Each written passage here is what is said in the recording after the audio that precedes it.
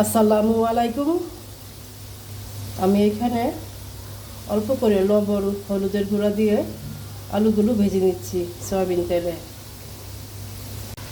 আলুগুলো আমি এক সাইডে রেখে পেঁয়াজ কুচি, কাঁচামরিচের ফালি, পরিমাণ মতো লবণ আর 3টি তেজপাতা দিয়ে দিয়েছি। এখন আমি নেড়ে চেড়ে ভেজে নেব। এখন আমি পরিমাণ মতো আদা রসুন বাটা দিয়ে দিয়েছি। এখন একটু নেড়ে চেড়ে তারপর বাকি মশলাগুলো দিয়ে দিব।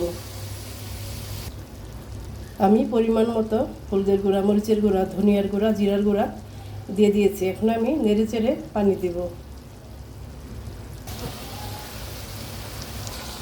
এখন আমি মশলা ভালো করে কষিয়ে নেব। আমি মশলা ভালো করে কষিয়ে নিয়েছি। এখন আমি রুই মাছের ডিম দিয়ে দিব।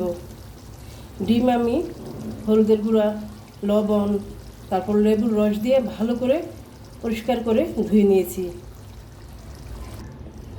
এখন আমি ভালো করে নেড়ে চেড়ে কষিয়ে নেব। আমি অল্প পরিমাণে গরম মশলার গুঁড়া দিয়ে দিয়েছি উপরে ছড়িয়ে। এখন আমি অল্প একটু পানি দিব। হয়ে গেল আমার আলু দিয়ে রুই মাছের ডিমের ঝুরঝুরা রান্না। আমার এই রান্নাটা শেষ হওয়ার আগে আমি কয়েকটি কাঁচামরিচ মাঝখান থেকে ভেঙে দিয়েছি, আর কিছুটা পুদিনা পাতা, কিছুটা ধনিয়া পাতা উপরে ছড়িয়ে দিয়ে তারপর আমি রান্নাটা শেষ করেছি। তো আশা করি আমার ভিডিওটি আপনাদের ভালো লাগবে। আজকের মতো এই পর্যন্ত। আপনারা সবাই ভালো থাকেন। আল্লাহ হাফেজ।